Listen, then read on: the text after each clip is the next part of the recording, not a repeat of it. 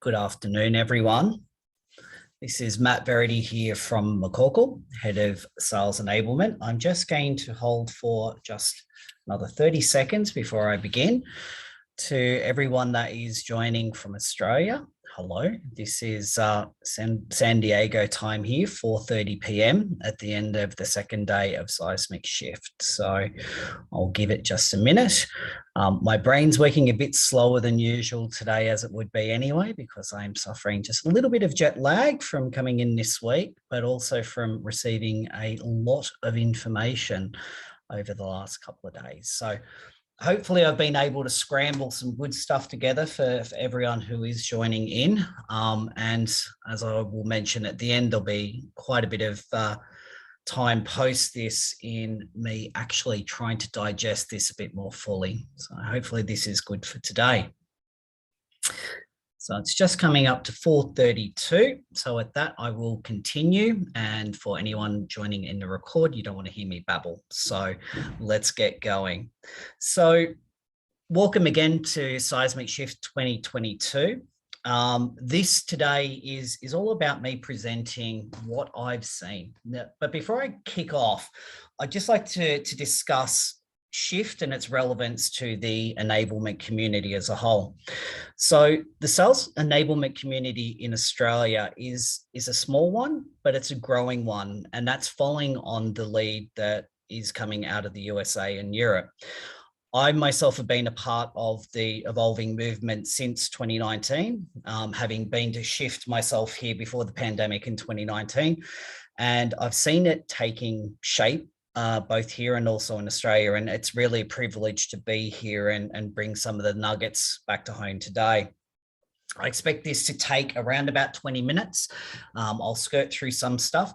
Obviously, with this being a one-directional webinar, for any questions that you do have, please feel free to email me and that will be at the end.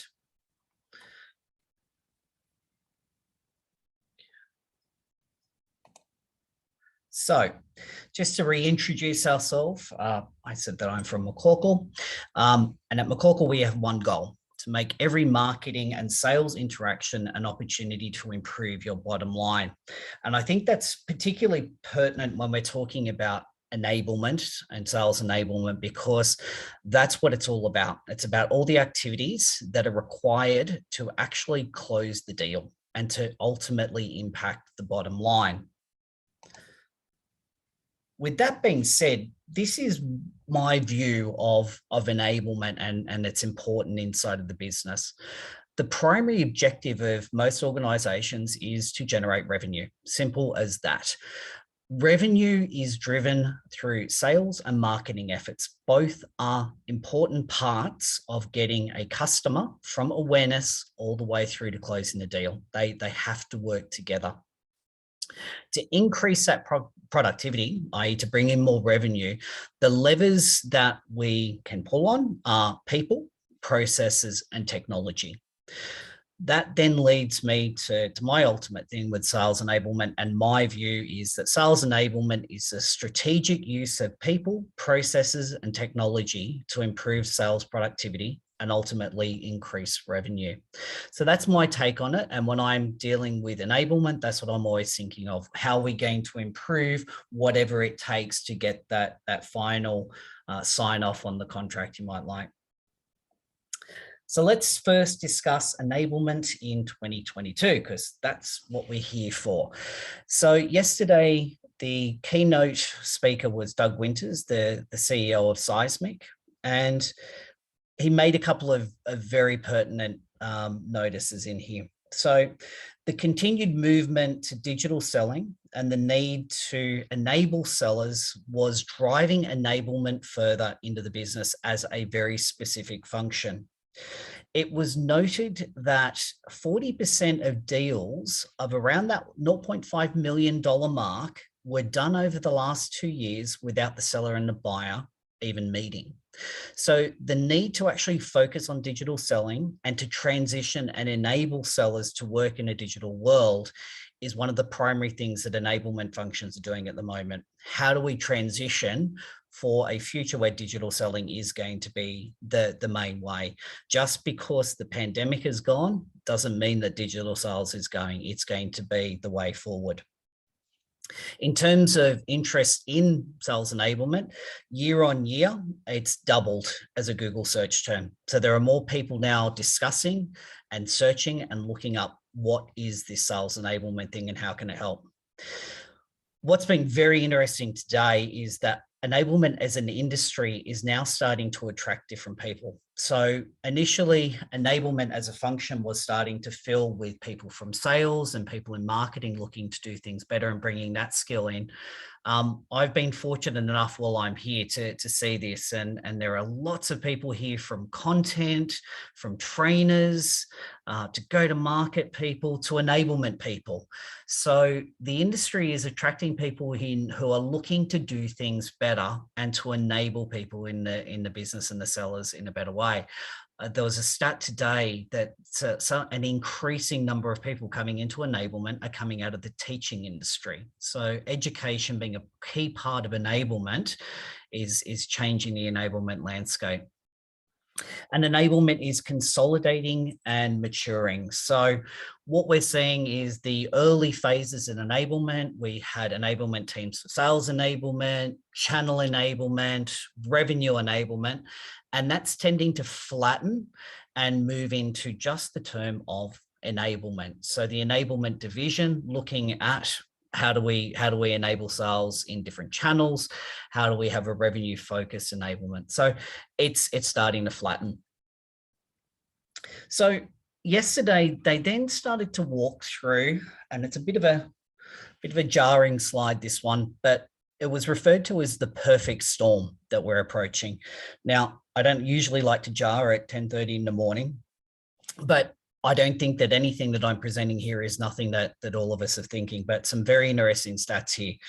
So obviously we're facing a weakening global economy. We've got everything going on in Europe with the war, with the increases in inflation, causing a weakening of the economy, and it's well accepted that this is happening. The stats that were pulled out yesterday was that 54% of deals in the last couple of months are at risk of delay, and 38% of those are at risk of never actually coming off because organizations are battening down the hatches. So it's quite a scary fact that we are going to see decreases in those sales, or it's going to be harder.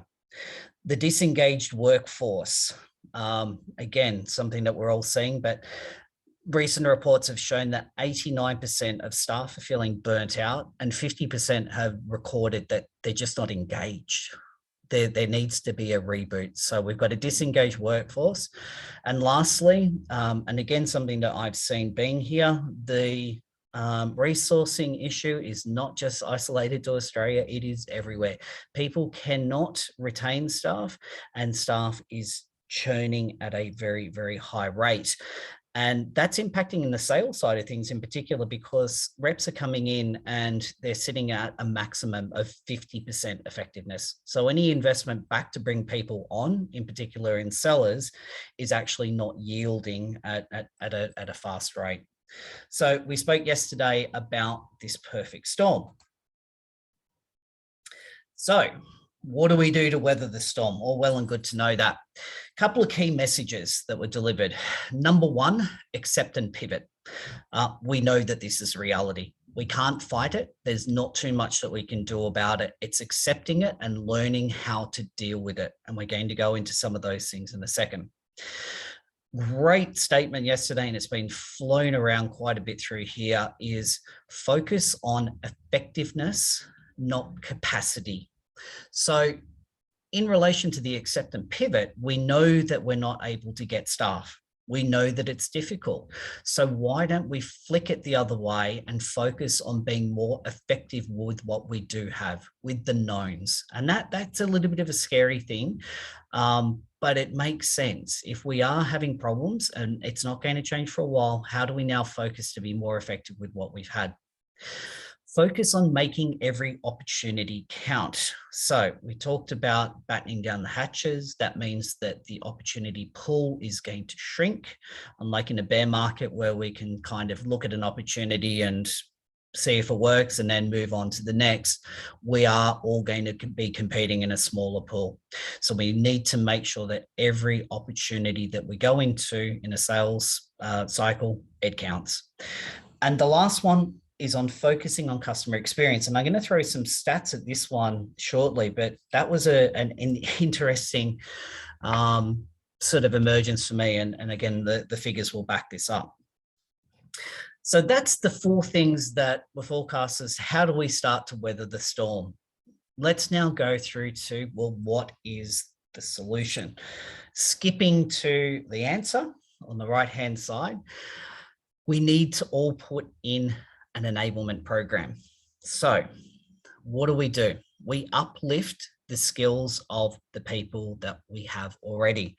Now, everyone's burnt out, everyone's disgruntled, but how do we take the staff that we've got and upskill them? Now, you might be saying, well, that's going to be expensive. There's going to be cost in actually going through that process on upskilling. There's going to be cost in going through training. There's going to be costs with doing that. I think the message is that if you do the maths on the return on investment, if you look at the cost of diverting people versus the recruitment costs versus the ad hoc training, and stack that up against, if you can change those people, if you can start to move them into an effective working environment, not only are you going to bring your sales up, but you're going to ultimately stop the churn in the sellers. So don't wait for them to leave. Don't think that letting them go if they're not hitting their numbers is an effective strategy, because you cannot replace them. It's going to be harder in this cycle. So focus on uplifting the skills of the staff that you do have.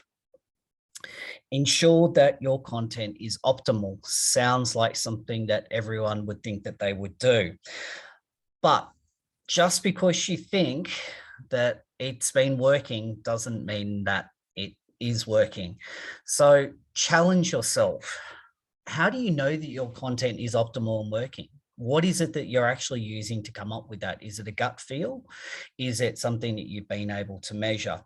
So we need to move away from assumptions into data. But if you're not sending out optimal content, if you're one of those, if you're part of the 78%, well, that buyers are reporting as sending content that is useless to them, you need to have a look at that, because if you don't change that, nothing's going to move. We need to automate to free up time for our sellers to be face-to-face. So a scary metric that was thrown at us yesterday was that only 5% of the time spent on an average deal is spent in front of the client, 5%. Now, you might question this and say that sounds like a made up number. But if you actually work backwards, if you actually think about the amount of time that sellers spend in cobbling together artifacts, in looking for the right information, in copying and pasting and bringing something forward, you are spending quite an amount of time. Now, we need to free that time, not to just free it up or to automate it, but to actually give that time back to the seller to be in front of the client. We are faced with 72% of buyers saying that customer experience is a primary driver. So if you're spending more time face-to-face and providing a great customer experience, you're increasing your chances of closing the deal. And that's an interesting one. 72% saying that that's a primary thing. It's not cost, but it's the experience. And we're going to come back to that in just a second. But also more than that, if you're freeing up and automating mundane tasks, you're going to increase the, I suppose, the optimism of the seller and encourage them to keep going. The next one that we need to take in is investing in technologies to support and deliver upon these efficiencies. Now, again, there is an ROI consideration here, but if we can sit down and work through that, and that's something that you do need to do, sit down and work through it. If that investment in technology means that your sellers are able to service more clients, to build better rapport, and to be able to close more deals. What does that look like? Is that investment going to be something that not only allows you to compete in that pool, but just allows you to bring in more deals? So bring that thinking into the enablement program and start to think about that. We need to start to rely on data rather than instinct. Now, following a feeling is expensive. We've all done it. We've all invested on a feeling to say, yep, I think this is hot. Let's follow it. In a small pool, spending that time on an opportunity that is going nowhere is just wasted time and money. The technology to measure engagement is getting better. It is a reality, and our ability to actually know whether we have engagement and make a decision as to how much time to invest and when to move on is now. We need to take data over feelings.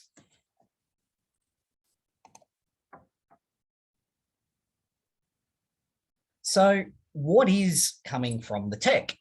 So we are at a conference hosted by Seismic, and certainly a lot of features in the platform have been discussed, but that's not for today. What I wanted to discuss in terms of the tech are what are the wider kinds of things coming at us in relation to enablement rather than specific features. So the first is widening the net on data acquisition to improve engagement analytics. Now, this has always been a challenge, and we go back to that question of measuring engagement. We've tended to do this through looking at CRM and getting our sellers to put hard events in to say, I had a phone call, I did this, I spoke to this. So early engagement analytics were all based around and relied on the seller engaging in CRM. But what's actually happening out there in reality is that the sellers aren't updating CRM. They're not spending the time because they've got other things to do. And even in a best case scenario where engagement analytics work over email trends and things like that, we're actually moving away from using email. A lot of the sales cycle is happening over the phone, in Teams, in all these different channels, which just aren't being measured. So you might say that while email is great to measure, if 90% of the chatter is happening offline, we've actually lost that. The big announcement a month ago and was reiterated is that Microsoft, through their Viva Sales initiative, has partnered with Seismic to work as a data aggregator. So I've been talking to people for a while about the importance of engagement analytics that come direct from the buyer in content. This is now something that will swim together and add and augment onto that engagement analytics. So we can measure, has there been email trail? Has there been chat? Has there been engagement with people actually looking at content? So it's all about widening that net to save the sellers from actually having to capture those hard events and use that to capturing the chatter that goes around the sale. And that's going to provide a better picture of engagement for us. The next one is trying to free the sellers from the change of the CRM. So just mentioned, we don't want to have them logging information, dragging and dropping emails to actually track that engagement. We also want that to happen organically. So the movement now is to having that information surface into the channel that they're working. So if the seller is working inside of Teams, why not provide the ability to get the content into Teams, into email? Now, this is something that Seismic has done for quite some time, and the ability to have content surfaced in those channels has always been a strong part of the platform. But further, we need to work towards not having sellers spend their time in CRM, because again, that is time that we can have them out talking face-to-face with clients or doing better preparation to close the deal. The third one there is the changing the focus around that digital customer experience. I've blogged about this recently. I'm a very big advocate on digital sales room technology, which for those just joining this, digital sales room is a game changer technology for me in the last 12 months. It's a technology that McCorkell has been an innovator, and it's become a critical part of our differentiated experience. But digital sales rooms provide a peer-to-peer ability for us to invite the buyer in and to have a look at the content that we're wanting to serve them and measure it. This replaces a traditional sales technique where we would email and email and email and clog inboxes, not just for ourselves, but for our customer. So that differentiated experience, making it easier for our sellers to consume, is something that is being doubled down on inside of the technology here. And you're going to see more and more that movement away from email to provide something different for our buyers. The next one is meetings, and I've bolded that because this is one of the more exciting parts of what's come out of this, and I'll explain that in a moment. And look, there's just heaps more. Some of the demonstrations have been fantastic, but let's go to that bold point with meetings. So for those who remember Steve Ballmer with his developers, schmozzle, I've called this one meetings. And they talked about the shrinking window. We're down to 5%. We're down to a very small window to impress our buyers. And it all comes down to that meeting. We do all the prep, we get everything ready, but the actual final decision will come down to a meeting. So let's think about the greatest customer experience that we can offer inside of a meeting. So we would, number one, we would prepare our meeting before. We might send our customer some information to pre-warn them as to what's going to go on in that meeting. It all being good, we'll provide a seamless walkthrough in the meeting. We'll walk them through the proposals. We'll walk them through what it is that we're trying to provide to them. And if we're lucky, we won't have to switch or clunkily have a laptop die or any of those types of things. The third thing is that we'll have someone in the meeting taking the best notes that you've ever seen, recording what we need to get back to the client later. And from that, the last thing is that within minutes of actually writing down those action items and capturing them properly, we've sent out the information that was spoken about. The reality of this is that it never goes that seamless. And even with the most amount of rehearsal, it can be a bit of a clunky thing, and the discipline of following up and getting notes transcribed, it can take time. So digital sales rooms, which we've already mentioned, have gone some of the way to providing that portal experience that we like and consolidating everything into a single location. And for those who have worked with me, you'll know that digital sales rooms are my preferred way of presenting information in a single location. But yesterday we got a demo of the future, and it's simply a feature called meetings. So not only a container for all the artifacts that we talked about, the meeting is actually run out of the room. And as the meeting transcribes, it is automatically captured and transcribed back into minutes, which there are a lot of technologies that do that.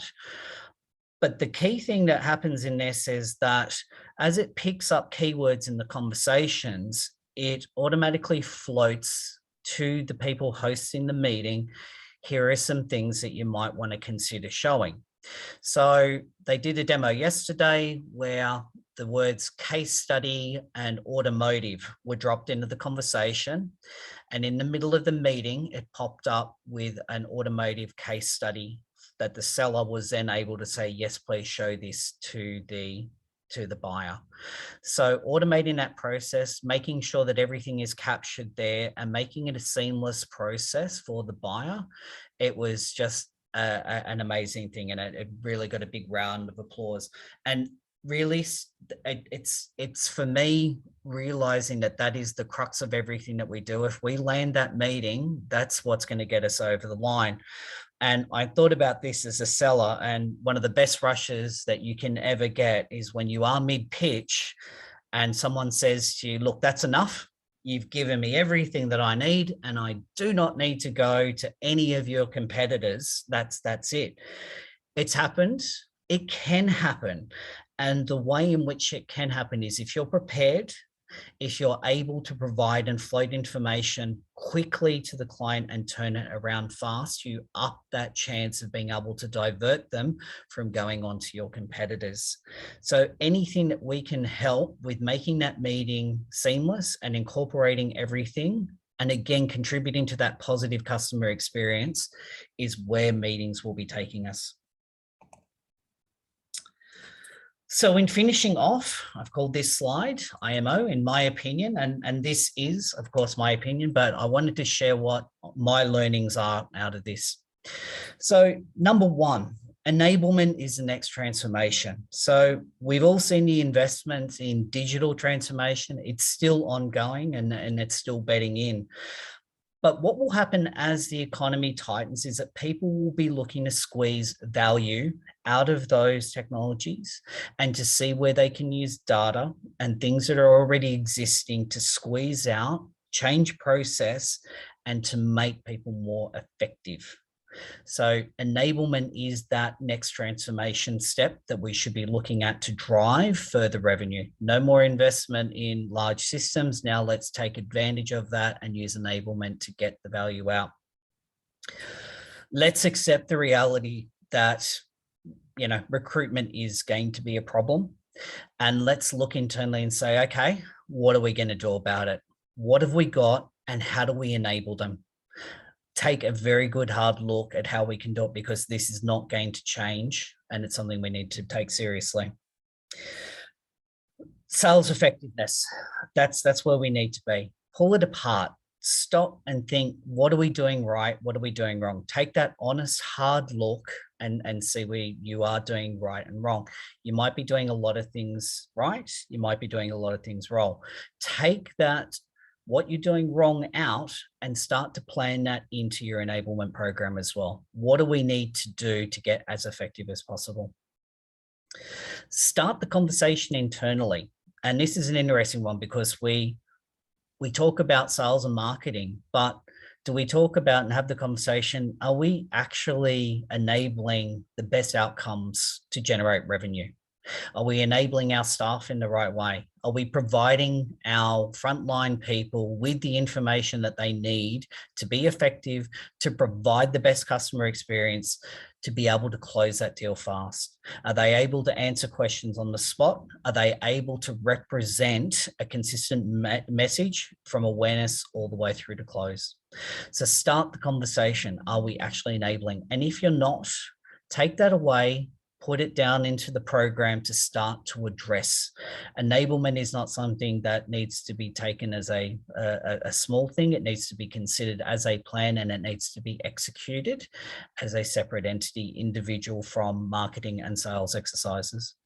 Customer experience is critical. So again, I go back to, if the market shrinks, your differentiator is going to be customer experience. It is my belief that when they say 54% of deals are stalling, number one, that leaves 46% still there. And having been through economic times in my career in the past, I tend to find that even when buyers get spooked, the need is still there. It's that experience and binding with that trust that will get them over the line. And the last thing, we need to focus on the customer experience being a single continuum. We need to break this paradigm of top of funnel, bottom of funnel, getting to an MQL and then an MQL through to the sale. We need to treat that as a seamless movement from awareness right through to holding the hand of the customer and getting through to the sale and beyond. So that's my half hour. Thank you for joining me today. What I will be doing for attendees is actually binding this up into a digital sales room.